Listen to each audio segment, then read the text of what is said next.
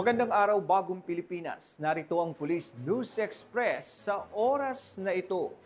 Habang patuloy ang pagbuhos ng ulan dulot ng habagat, di rin tumitigil sa pag-agos ang serbisyo at malasakit ng pambansang pulisya para sa mga nangangailangan. Mabilis na nagsagawa ng search and rescue operations ang kapulisan ng Southern Police District, katuwang ang mga lokal na pamahalaan upang sagipin ang mga residenteng naipit sa baha, mapanganib na kalsada at mga binahang kabahayan. Yan ang ulat ni Patrolwoman Mary Tony Veva. Sa patuloy na pagbuhos ng matinding ulan dito sa Metro Manila dahil sa dulot ng habagat, kaya hindi pa rin natitinag ang ating mga kapulisan sa pagsasagawa ng search and rescue operation, katuwang ang mga lokal na pamahalaan at mga volunteers upang mabigyan ng agarang aksyon ng ating mga kababayan na nangangailangan ng tulong at mga nasalanta.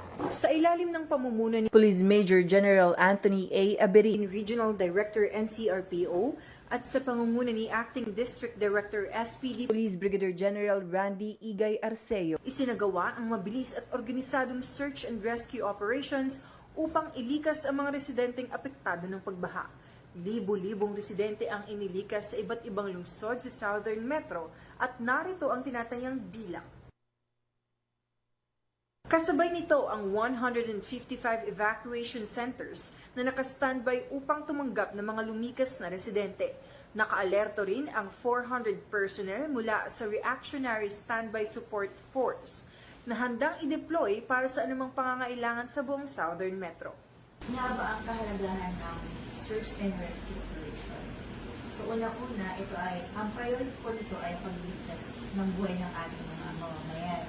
Pagbibigay po ng agarang tulong at pagpapanatili ng kaayusan at kapanatagan ng ating mga kababayan.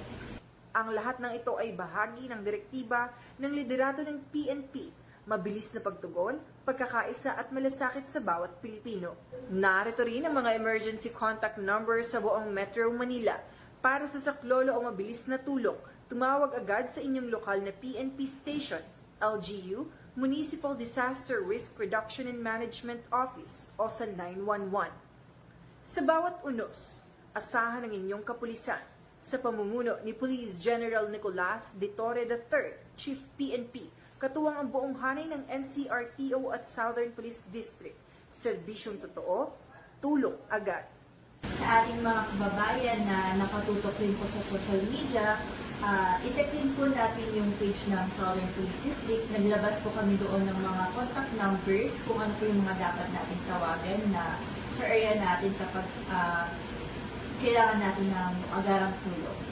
And mga safety tips po sa ganitong panahon, lagi po na tayo maging updated sa mga news sa TV or sa social media.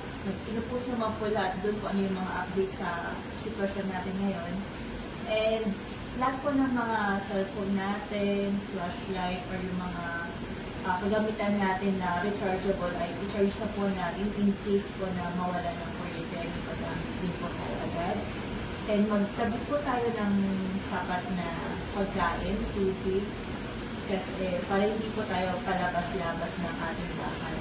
And dapat po nakapag-prepare din po tayo ng ating grab bag or emergency kit bag. Andun po yung mga first aid kit, andun din yung mga pagkain na for good for ilang araw. And then, in case po na tayo ay binaha, i-off po natin yung switch.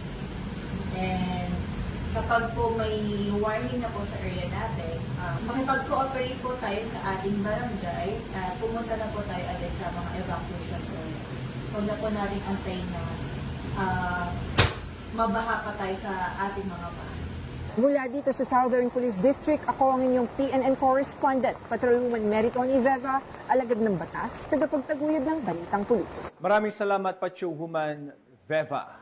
At para sa iba pang napapanahong balitang pampulisya, laging tumutok sa Police News Network, alagad ng batas, tagataguyod ng Balitang Pulis. Ako po si Police Captain Nomer Macaraig para sa Police News Express.